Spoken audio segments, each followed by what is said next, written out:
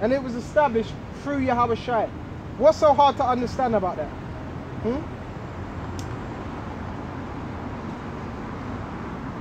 Bear me just a minute. Easy, simple things like that.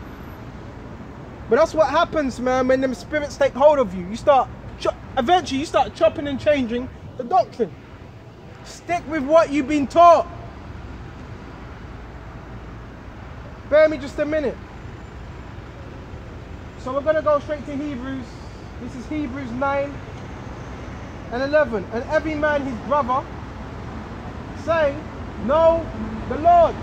In other words, know Yahweh Shai. Alright? For all shall know me. Why? Because they're going to have the laws written in their inward parts. Even these strangers up there. Even the Christ, they're going to have the law written in their inward parts.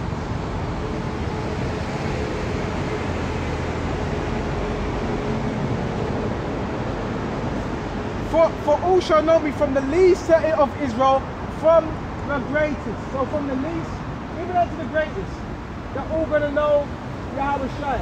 Least to the greatest.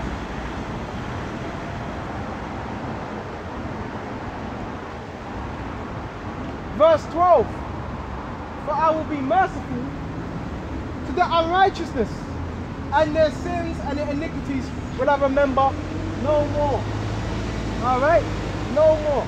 Clean slate. And that clean slate is through what? The new covenant. That's what that clean slate is through. The new covenant. In that he saith, a new covenant he have made, the first old. The new stipulations. The new way of living. A new covenant he have made, the first old. So the old law were under Moses, that's waxing old as time goes on, and the new's coming in. Alright? Now that which decayeth and waxeth old is now ready to vanish. So it says is now ready to vanish. Does that it has not vanished. That's why we still keep the law. It's not vanished. But it's saying that which decayeth. So the more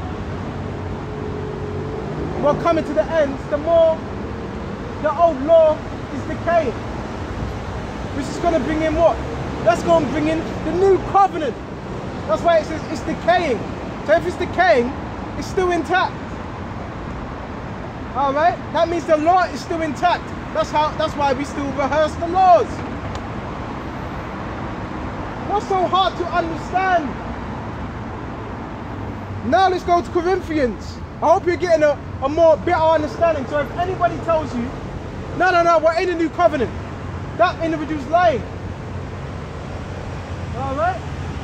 Because if you're in a new covenant, that means you're in the kingdom. Okay. That means, that's what that means. We wouldn't need to be out here. That means I wouldn't need to be out here teaching. That means I wouldn't be out here teaching if we're in a new covenant. You see what I mean? Guys are not really reading the scriptures. Because if you were, then guess what? You would understand that. You would understand that immediately. Alright? Let's go. 1 Corinthians 15. And again, 50. Now this I say, brethren, that flesh, what I'm saying, flesh, these mortal bodies, and even that gives it away as well. It says flesh. So if we're in flesh, how are we in the new covenant? The scriptures talk about a change. Alright?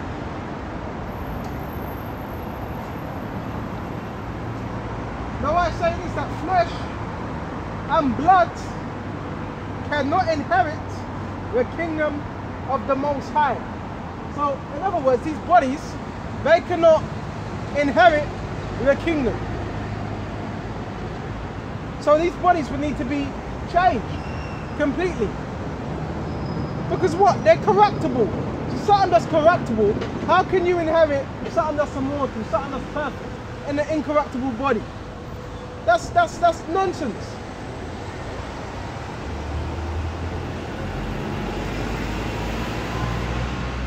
Neither does corruption inherit incorruption, because the kingdom of heaven is going to be what? Incorruption. Alright? Behold, I show you a mystery. We shall not all sleep. Not all brothers are going to die in this truth. Alright? But we all shall be changed. So, we're going to be changed. Eventually, we are going to be changed. So, what is part of that change?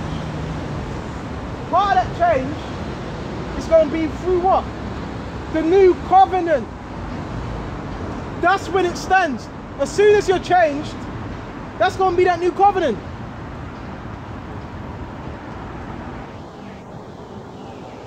Through that change. See, the scriptures, see, that's why the scriptures, with all that getting, get understanding. That's why the scriptures say that. With all that getting, get understanding. Right? Bear with me just a minute. Some good stuff we got here. That way, when you're understanding, nobody can fool you. When you understand the scriptures. For this corruptible must put on incorruption, and this mortal must put on immortality. So how is that going to be done unless you have the new covenant through Yahweh Shai? These are questions to be asked. That's through what? The new covenant. That's through that change. Alright?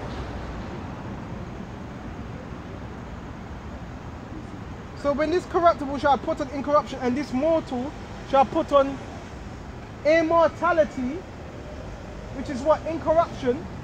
Immortality means living forever, perfection.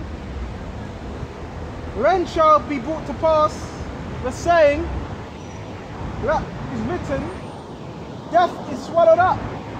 So death is going to be swallowed up. Death is going to be swallowed up. When we're giving them new bodies.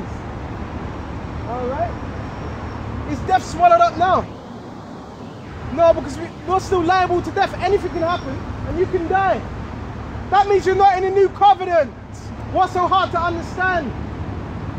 You got a lot of guys that don't really understand the scriptures. That's why it's not good to have grudge, to be teaching for your own selfish reasons.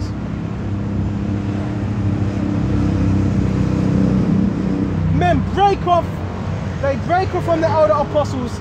They having an offense, and now everybody else is wrong. The Yahweh Shai is dealing with them and nobody else. No. You got to believe that the Yahweh Shai is dealing with the elder apostles. On down.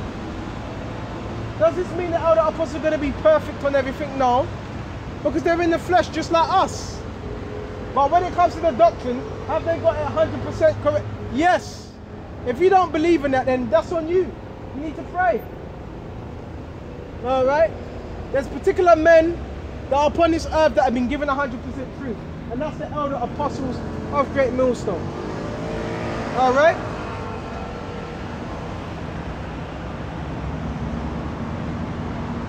Oh death, where is thy sting? Oh grave, where is thy victory? So, grave, okay, death is not going to have no sting upon us. And the sting of death is sin.